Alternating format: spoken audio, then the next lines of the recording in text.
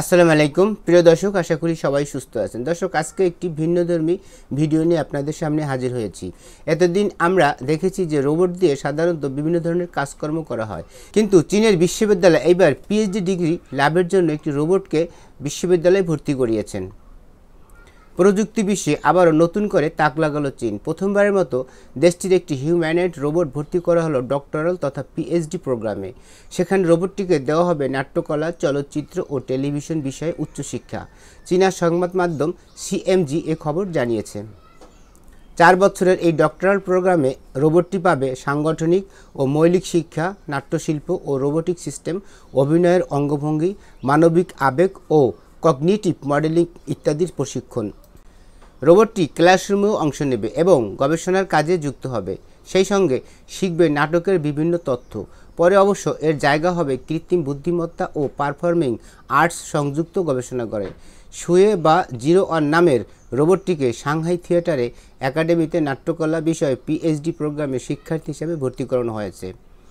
ভর্তির আনুষ্ঠানিকতা সম্পন্ন হয় সম্প্রতি সাংহাইতে অনুষ্ঠিত 2025 ওয়ার্ল্ড আর্টিফিশিয়াল ইন্টেলিজেন্স কনফারেন্সে।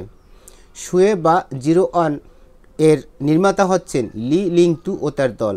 Shanghai university of science and টেকনোলজির অধ্যাপক এবং ড্রয়েড অ্যাপ নামের একটি কোম্পানির প্রতিষ্ঠাতা লি লিংটু। রোবটটির নকশা করেছেন সাংহাই থিয়েটার একাডেমির অধ্যাপক ইয়াং ছিংচিং।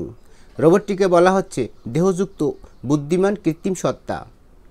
ডেভেলপার লি বলেন, আমাদের লক্ষ্য এমন এক পারফর্মার তৈরি করা যা মানুষের আবেগ বুঝবে এবং শ্রোতাদের কাছে আবেগপূর্ণ শিল্প উপস্থাপন করতে পারবে। তিনি আরও বলেন, মানব অভিনেতা একাধিক শো এর পর ক্লান্ত হয়ে যায়, রোবট তা হবে না, এটি দীর্ঘস্থায়ী সঙ্গী হিসাবেও কাজ করতে পারবে। রোবটটির বিকাশ শুরু হয় 2021 সালে।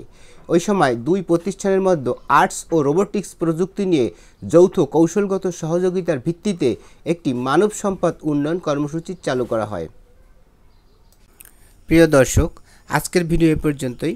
ভিডিওটি ভালো লাগলে চ্যানেলটি সাবস্ক্রাইব করে আমাদের সঙ্গেই থাকবেন এবং ভিডিও সম্পর্কে আপনার মূল্যবান মতামত কমেন্টে জানাবেন। পরবর্তীতে আবার নতুন ভিডিও নিয়ে কথা হবে। সে পর্যন্ত সবাই ভালো থাকবেন, সুস্থ থাকবেন এবং বাংলাদেশকে ভালোবাসবেন। আল্লাহ হাফেজ।